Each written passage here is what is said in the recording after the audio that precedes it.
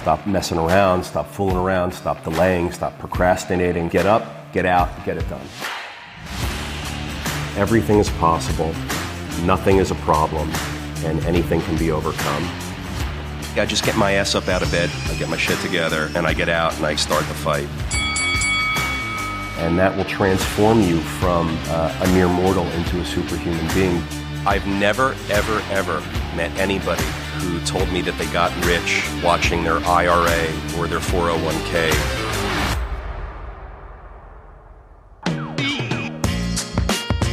Welcome back to the Daily Cash Flow. How you doing, Peter? Happy Wednesday. George, nice to see you. Glad to be here with everybody. Let's just jump into it. A lot going on this week. A lot going on, absolutely. Yeah. So I wanted to start off, there's this guy, Seth Godin, that I follow, and I get his newsletter every day. And this blog caught my eye, and it talks about some of the stuff that we talk about here. And so usually I give you a quote to react to. This is a whole blog, but it's a short blog. So I just wanted to read some of it and then see what you think. So he says, unwritten rules get written when someone decides to selfishly push. There's an assumption of civility and fairness in all of our interactions. When a harsh competitor unilaterally breaks unwritten rules because it's not technically against the rules, the community then writes down a new rule. The best way for a market to be a free market, this is why I brought it up, is for the participants to exercise self-restraint. The second best way is for clear and useful rules to be stated and enforced. What doesn't work are unwritten rules that are often broken by selfish bullies. So I thought this was kind of interesting observation about market behaviors. I was wondering, do you agree, disagree, somewhere in between? What do you think about this? There's a lot to unpack here. When it comes to market behaviors, George, you know this about me, the freest markets work the best and are the most beneficial for the consumers. So if we're talking about a selfish bully coming into the competitive marketplace and gaining more market share because of that person being a more aggressive player in the market, to me, that sounds like free market competition, and this person just outcompeted. That's what comes to mind. If you come into the marketplace and you beat me, then you beat me, and I have to go back to the drawing board and get better, bigger, stronger, faster. What I sense in what you read is that perhaps the loser goes back to the drawing board and complains and gets petitions and lobbies the leaders to tighten legislative policy and regulations. I don't want that. But that is the evolution of a lot of markets for a lot of different product and service types. But look, the freest markets are the best. Yeah, I think this could be a dead end and we can edit it out if it is. But I think what comes to mind is like 2008 is that technically all the things that were happening within 2008 were legal. They were within the rules, the spoken rules. But then, obviously things went awry and then sort of new regulations and policies were You're talking about banking? Yeah. Lending and banking? Yeah. Yeah. You say, holy crap, how did that happen? How did our housing market collapse? Oh, we issued loans to strippers and mariachi singers. We've talked about those two examples. Look, I love any career and industry, but, there's undocumented income and off the books income, and it's lumpy income, and you can't really count on it like regular W-2 full-time employment income. So some of these jobs shouldn't have gotten underwritten as stable, reliable income back in 08 and 06 and 07. And those mortgages shouldn't have been issued. So they go, oh, why did the housing market collapse? And when they ask these questions, they look and they see that there's certain subsegments of the market that maybe wouldn't normally qualify for loans, but qualified. So they changed the rules. That's fine. I mean, I think they had to do that. Because if I'm a bank, I don't want to be putting money out with people who are unqualified to repay it and service the loan. So if the restrictions tightened after 08 because of things like that, and there was many things in 08 that were going on, but we're just talking about, in this one example, the housing collapse. If they want to tighten the restrictions, that's fine. They're tightening it for everybody. And now everybody competes under the same guidelines. Again, may the best competitor win, no matter what the guidelines are, no matter what the rules are. I want to compete. I want to win.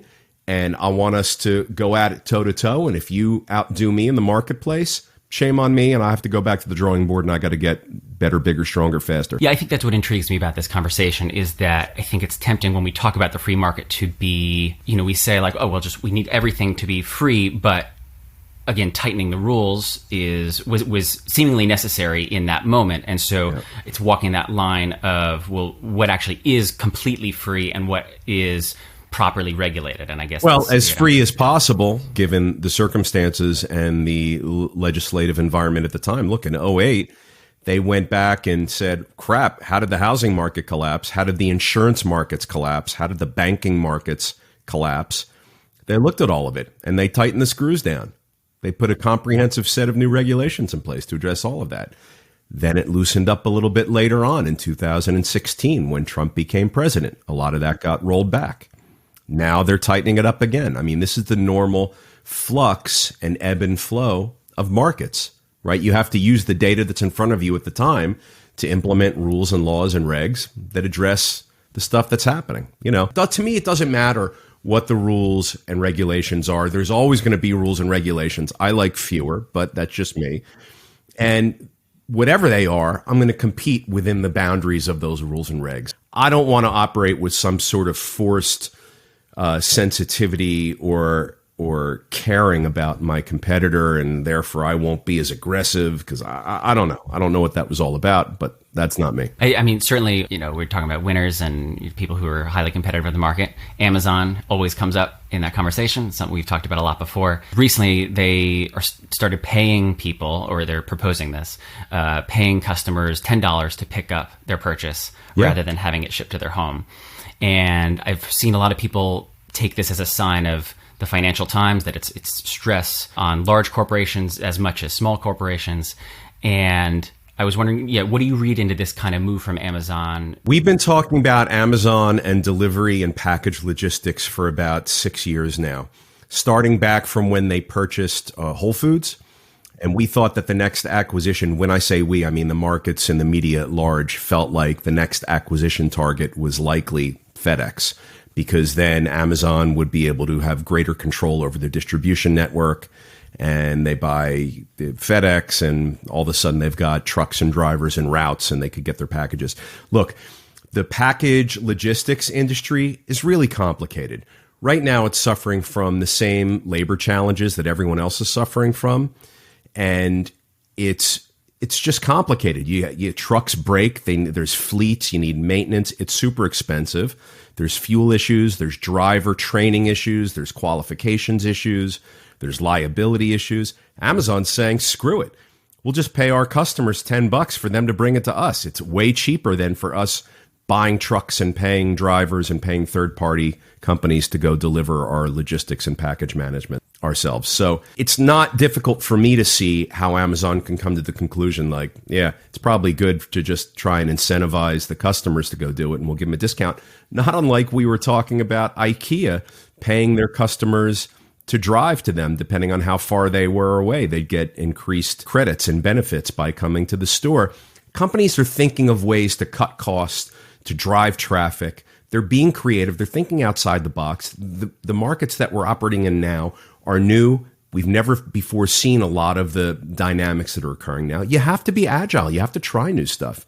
And so I wouldn't want to be the owner of thousands and thousands of trucks that I have to maintain, and thousands of drivers calling in sick and not showing up to work, and I can't get the packages out, and then I've got returns, and I've got a credit cost. I mean, it all sounds like a massive logistical nightmare. So in the meantime, while Amazon's trying to figure it out, Amazon's going to incentivize their customers to come pick up their own packages. $10 seems like a good deal for Amazon.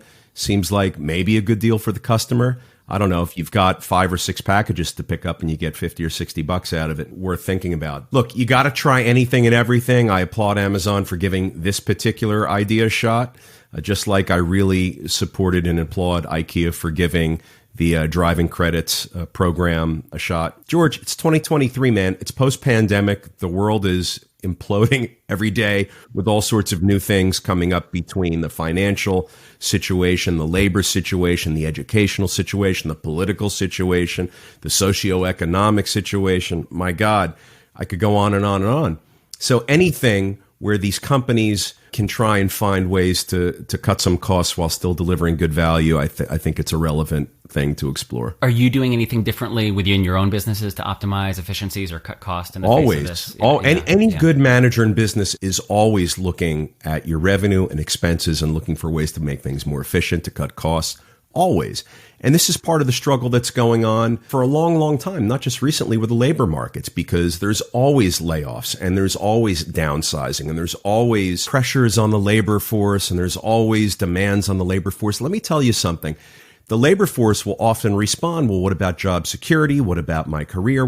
There is no job security. George, we talked about this a billion times. You have to make your own job security. So whether it's the labor market from 6 or 7 years ago or to the labor market today with all of its new dynamics and challenges and features, you guys got to figure it out. I mean, we haven't even gotten into a real discussion about AI and the impact on the labor markets with AI, and I hope too soon. George, I got an email from a friend of mine in Texas the other day who's outsourcing all of his office staff labor to the Philippines, where the cost of labor is much less. They're very well trained. They speak lovely English, and they're able to latch on to your key functions and requirements and deliver at like a tenth of the price, right? So he's choosing to cut his costs by outsourcing certain functions overseas. This is not a questionable move. This is something that any leader and any manager is going to have to look at. I haven't yet done the analysis of outsourcing certain functions to overseas third-party labor. It's not really me. I like to have teams and everybody be there together.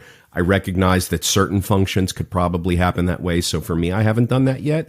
But I'm certainly aware that it's happening, and I'd love to save money, and I'd love to deliver my products and services to the marketplace at a lower cost. So, I mean, that's something that's always imposed on me. Anybody who's in business has to worry about that kind of stuff. Yes, I'm always looking at ways to cut costs and be more efficient.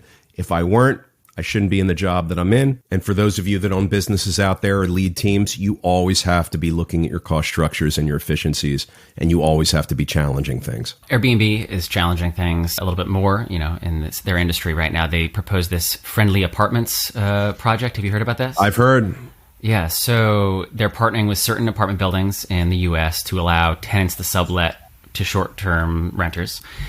Is this a game changer? Is this a novelty? Is this something else entirely? They tout it as a game changer. George, right, I don't get it, but they have hundreds of buildings that have already signed up to permit this.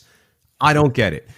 If I get a revenue cut from it, maybe you could sell me on it, but I have no interest in letting other people control my real estate and the revenue that it could potentially generate. If Airbnb is going to tell me, hey, Peter, you should really sign up your buildings and allow your tenants to do short-term rentals once they sign a long-term lease with you, why don't I just not get a long-term tenant, and why don't I just do short-term rentals in my own real estate that I own and control? I don't know why I need to do a long-term lease with a tenant for my apartment, and then that tenant has rights to then sublease out an Airbnb in short-term, a bedroom or the whole apartment or whatever the case may be, for their benefit, not for mine. I'm so strict about who I let into my properties. I'm so strict about my underwriting and my application process. And I really want to know all of the key metrics, all of the information about the people that are applying to reside in my real estate. It's all a matter of control and permissions and qualifications, and I'm not going to give that up. I mean, it sounds crazy to me. So I don't know who these hundreds of property owners are that are signing up for this for Airbnb, but I'd love to know more about it because maybe I don't know the full story, but I would never do it. I mean, you'd have to pay me. You'd have to assure me certain things. There's liability issues. The new person coming in isn't subject to my lease. They're subject to the sublease that the tenant offers them. I haven't seen that document. Maybe they're going to sublease to a meth lab. Maybe they're going to sublease to a rock and roll band who's going to practice from 1 a.m. to 6 a.m. Like, I don't know. Like, why would I do that? Not for me. I wish Airbnb luck. Airbnb is also, interestingly, blamed by many for being part of the problem why the cost of housing and rents are so high, because every time someone takes a unit of housing and puts it into the short-term market for Airbnb, for example, they're removing it from the long-term market, only pushing up long-term housing prices. It's a really controversial topic. George, I think a lot lately of the cost of housing, the price of housing, how expensive it's gotten. Things like Airbnb contribute, but it's supply and demand. Airbnb sucks out supply. So while Airbnb is sucking out supply, you've got property owners now that are signing up to participate in this. And I don't know, maybe it's going to push their rents up higher. I don't know. I don't get it. Yeah. The only thing that I can think of is maybe if in a market where, vacancies are, more rampant, then maybe this is kind of like a novel thing that they can offer as an incentive. But right. Maybe they'll sign more leases because the tenant in the marketplace will go, oh, well, if I get in a bind, I'll be able to sublet my apartment. Right. So let me sign a lease here. Yeah, but like you said, the headaches of the lease situation seem like a nightmare waiting to happen, because we've already talked about, I think, our last episode, we talked about the Airbnb fiasco with people, wasting money and things like that. Yeah. And then Airbnb has pretty much no protection for landowners, so it's rough. George, when you're a housing provider, the keys are the strength of your lease contracts, your agreements, because that's what generates your revenue, and control over your real estate. You don't want to relinquish control, and you don't want to have weak agreements and contracts. To me, this is both of those, and I would avoid it like the plague. So someone prove me wrong. Someone drop comments below and tell me why I'm wrong to not support a property owner of a multifamily property allowing short-term rentals and Airbnb to go on in a situation where you've signed a long-term lease with a primary tenant. Like, I don't get it. Why would you want to do that?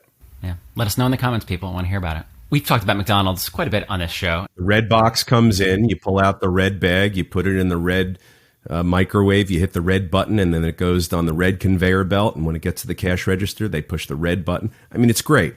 It was the first real education I got about systems. It was one of our first videos that we did, I remember. Yeah, I love that. So now that system is kind of getting even maybe more efficient with these robot McDonald's. It's Vegas, Fort Worth, Denver. They have these experiments where it's completely run by automation and AI. Completely run? My understanding was that it's just the front of the house and that the back of the house is still humans. So I think some of them have this. There's this robot called Flippy that does flip burgers.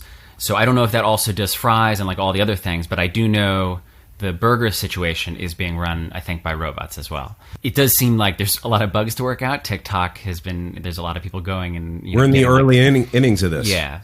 For sure. But do you foresee using like robots in your own industry anytime soon? Do you think business owners I don't know anytime soon. Is it too early? Yeah. Yeah, I don't know anytime soon or when, but yes, right. I foresee it because this is definitely happening. The train is on the tracks, not just for McDonald's, not just for my industries and businesses, but for everybody everywhere. This is happening. There's going to be a shift in workforce. There's going to be jobs that are lost. There's going to be jobs that are now gained because every time something happens in the economy, which is new, there's new economies that occur. There's going to be a shift of labor force. There's going to be a shift of skill set. Front of house people at McDonald's are no longer going to be needed. They're going to have to go seek work elsewhere. I was in a conversation yesterday with a very smart guy who said he was really concerned about his mom. His mom has a blue-collar job. She works in a kitchen corporation situation. She's in the kitchen providing kitchen services, and they're replacing half the kitchen staff with robots and AI. The question to the group was, what about job security? Is it right? Is it fair? Listen, there is no such thing as job security. You have to create your own job security. I'm not going to repeat myself again. But in this case, look, it's a horrible thing when you feel personally like your job's coming to an end and you don't want it to, but there's going to be new opportunities, and this person should seek out those new opportunities. They're going to have to seek out the new opportunities. This is what happens. I mean, I'm trying to pivot, adapt, and change every day of my life so that I don't get crushed in the competitive marketplace, so I don't get left behind as all these changes come speeding down the pipe in my face. You know, I'm trying to change and adapt so I can survive. Everyone's going to have to do that. That's the name of the game. AI, robots, McDonald's, whatever the deal is, you're going to have to figure out how and where you fit in this landscape where all of this technology is happening and it's threatening jobs. You're going to have to figure out where you fit in. And if you see that you don't fit in anywhere, or if you're not comfortable where you're fitting in, you're going to have to make a change. Yeah, it makes me think of something you've said before about the it's not over until either you achieve the goal or until you say it's over. And it's a slightly different situation, but It's not over until you win or you quit. Yeah, and so in this situation where there's, forced opportunity, you kind of either have to decide, okay, am I going to, sit and say, well, I lost, this former opportunity, or, create your own. Yeah. And, it's a difficult situation, but that's, the reality of it. Yeah. This is kind of a two-part question that Warren Buffett had his annual shareholders meeting with Berkshire Hathaway. It's always such a big headline grabber when that happens. Yeah, I know. Woodstock for capitalists. I mean, that's a catchy line. So he was talking about a lot of the same things we've been talking about. I mean, bank crisis, de-dollarization. Wait, you're telling me that Warren Buffett is listening to our show and talking about the same things we're talking about? He must be an avid listener. I think he's listening to Daily Cash Flow every week. And, well, actually, it is interesting, though, that obviously de-dollarization and bank crisis, everyone's talking about. But the one that caught my eye and ear was he did say, he didn't use the phrase, live the eulogy you want for yourself, but it was really close. I forget what the quote was, but he basically said that same thing. And so first off, we can talk about any of that and, kind of your take on Warren Buffett. But what I really wanted to talk about was a lot of people take his word as gospel. And it got me thinking about self-awareness and knowing your own personal goals, because it made me wonder, there's a lot of people who admire Warren Buffett, but they don't necessarily want his life, his exact life, because it's not the same goals that they have in their own lives. Yeah.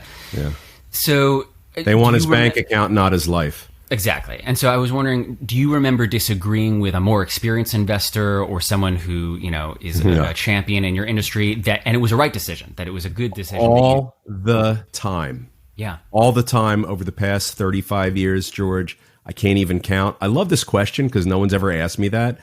I can think of, just in the first 3 seconds listening to you ask me that, I can think of a half a dozen situations where someone was more experienced, more seasoned, older, wiser, more successful than me. They disagreed and I was right.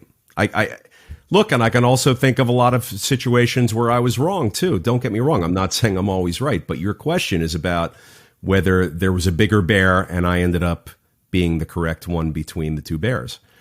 Yeah, it's happened. I remember when I was buying properties up in the Bronx and parts of northern Manhattan and Harlem and in parts of Brooklyn that at the time it just weren't popular purchases, but I was there doing it because that's what I could afford and that's where the pricing drew me to. And people looked at me and said, what are you doing that for? I mean, real experienced, heavy-hitting real estate in New York City real estate insiders, people that I aspired to be. I mean, these guys were billionaires. They looked at me and said, what are you doing? You're crazy. It's all I could do. It's all I could afford. And the business plan for it, I saw very clearly, let's improve these neighborhoods. Let's improve the buildings. Let's provide a higher quality housing product. And I did that, and it was very successful. And then, a year, 5 years, 10 years later, they said, wow, Peter, remember that meeting we had 5-10 years ago? Well, you really did it. So there was that example, being up in the various different neighborhoods and boroughs around Manhattan. I had a very similar situation happen when I went to some of my New Jersey markets. I had a very similar situation happen when I opened up a chain of restaurants when I was a kid, and my first business out of graduate school. When you do something new, people always will look at you, whether they're successful or not, older, wiser or not. They'll always look at you and say, you can't do that. You don't want to do that. Why would you do that? It's your job to then say, well, here's why I'm going to do that. And I'm going to go do it. And I'll talk to you in 6 or 12 or 24 months. And then let's see who is right.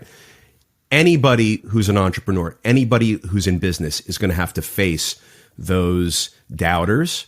I'm not going to say haters, because in my example, these people weren't haters. They were people who were close to me and in my orbit, but they just didn't see what I saw for whatever reason. And there's always going to be those situations and those discussions that you're going to have when people challenge you to say, why do you really want to do that? And have you thought that through? And how are you going to pay for it? And is that the best location, right? All of those things and more. There's always going to be those discussions. You have to be prepared to answer them.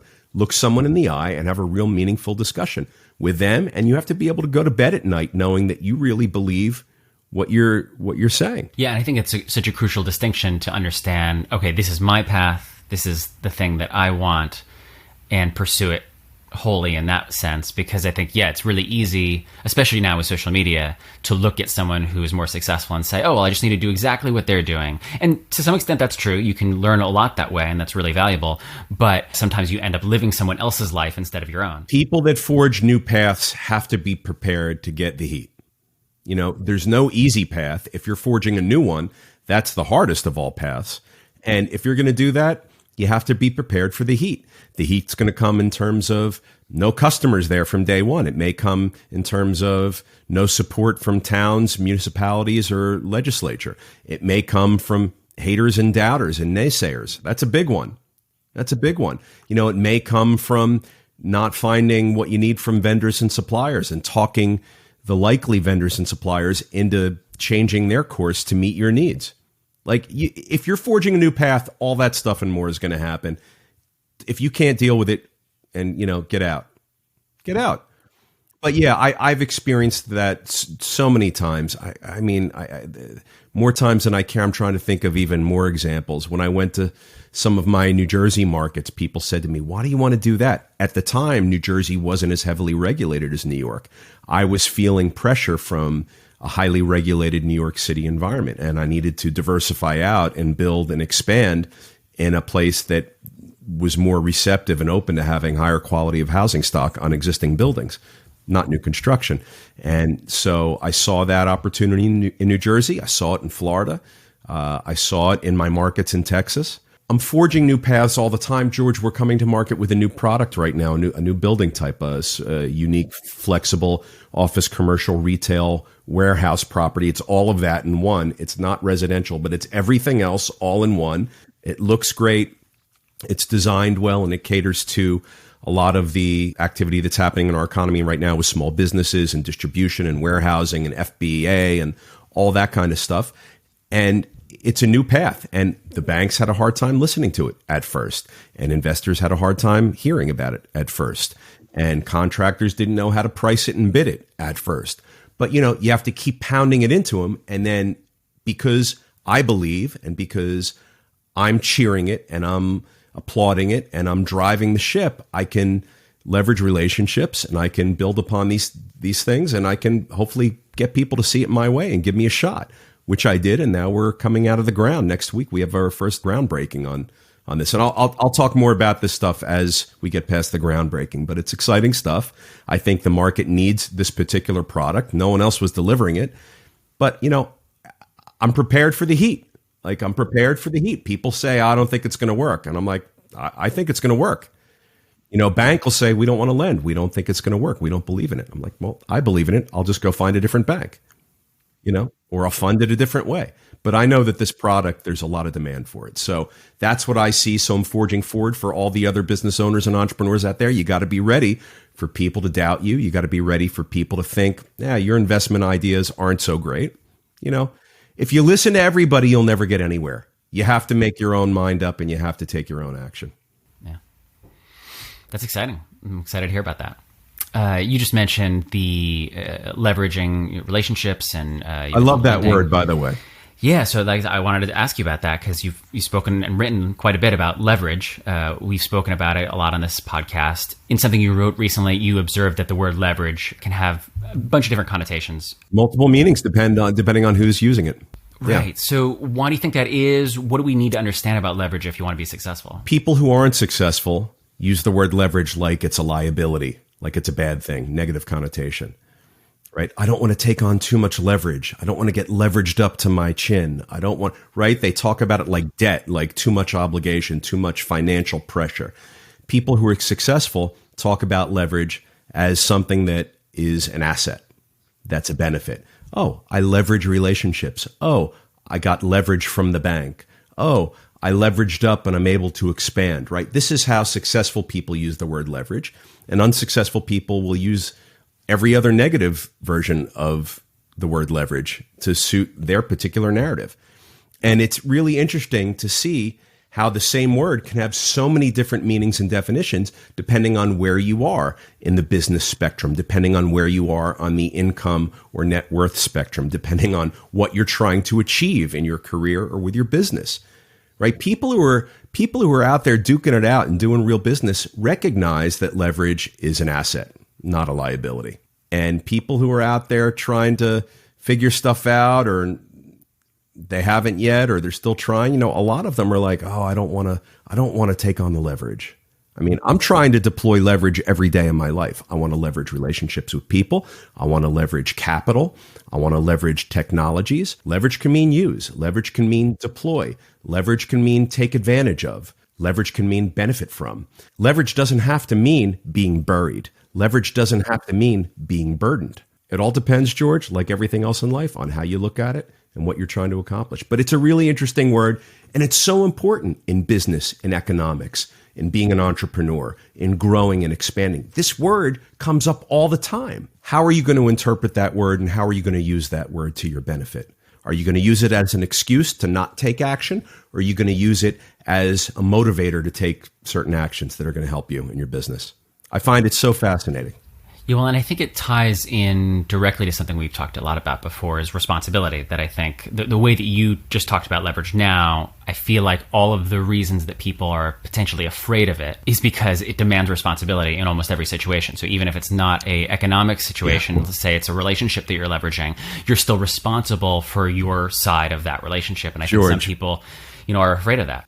People are afraid of anything that means more responsibility for them. Isn't that an interesting concept in and of itself right there? If it's more work, if it's more pressure, if it's more obligation, if it's more anything, people are like, whoa, I don't want it. A lot of people are like that. Not being able to see the other side of that and seeing the fruits that come from taking on more pressure, obligation, and work. There's benefits too. So to simply just be afraid of taking on leverage because it's a pressure cooker, because it means more burden and more weight on your shoulders, I think it's really short-sighted. Well, especially in relationship, I think it's something that the more responsibility you take on, oftentimes it's reciprocated, by the other person in that relationship. And that can be an economic situation too. I think the more responsibility you take on yourself, then the other person, feels more emboldened to take that. So I think it does pay off in that sense. I've seen it over and over and over again throughout the course of my career. It always comes up. It never fails.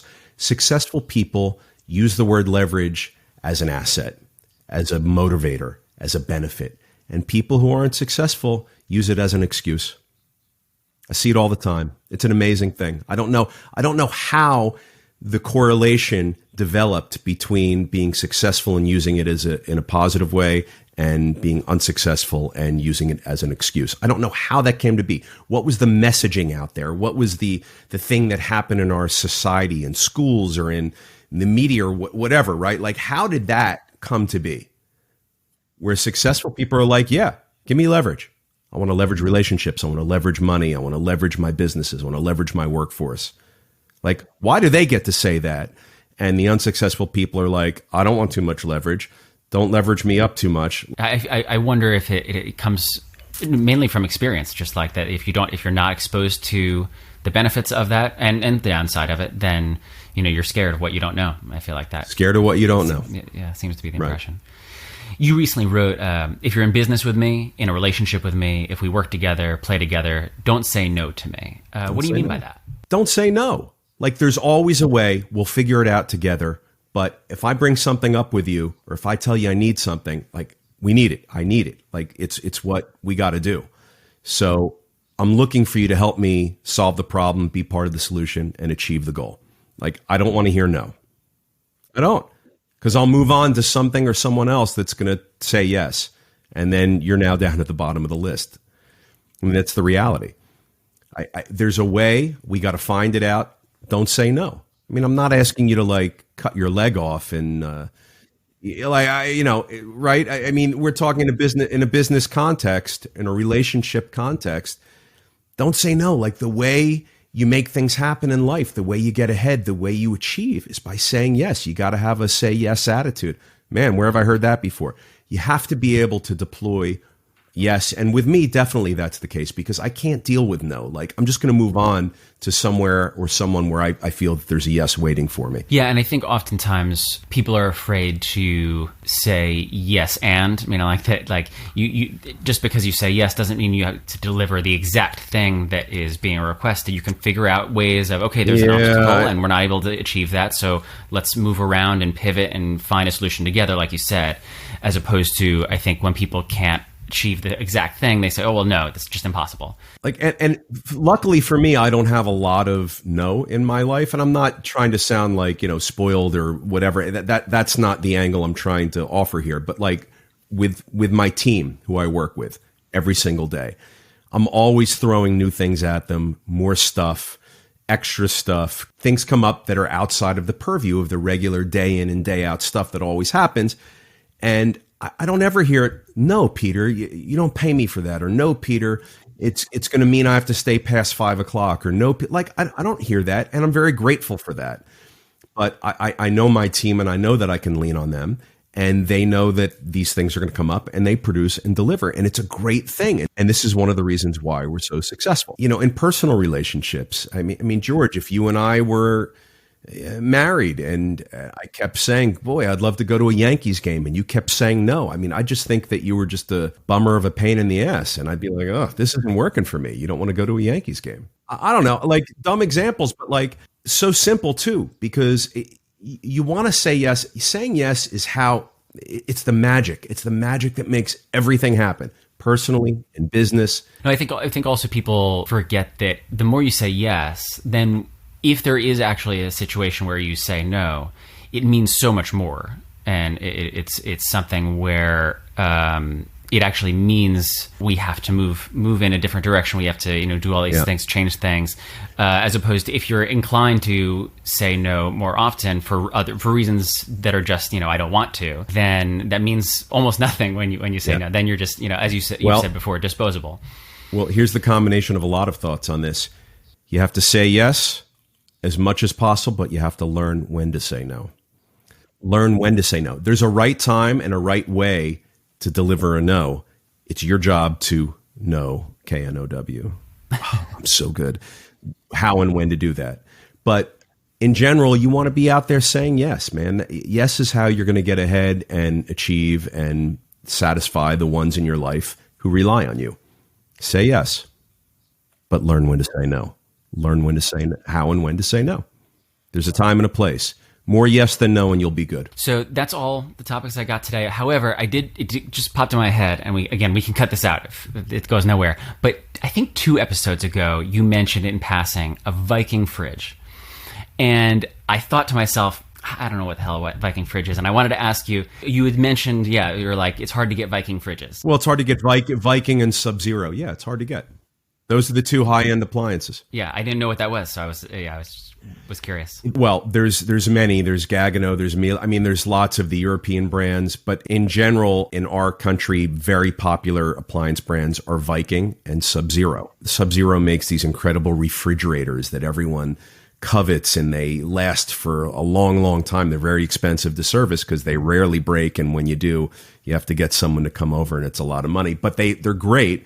They're reliable, they hold temperature, and they've evolved into this brand. It's a very expensive, high-end refrigerator, and they're very hard to get. You have to wait 16, 18 months for them right now. Same with the Viking appliances. You ever see the stainless steel stoves and cooktops with the red knobs? That's part of the Viking colorway in their brand building. So chances are that might be a Viking stove or cooktop. It takes a long time to get that stuff. I don't know if this got you where you needed to go, but I know. Literally, I was just personally curious, and I figured I'd leave it in just in case it was useful. Cool. Well, that's what I got today, Peter. Did you want to talk about anything else? No, I'm good. Thank you so much. See you next week.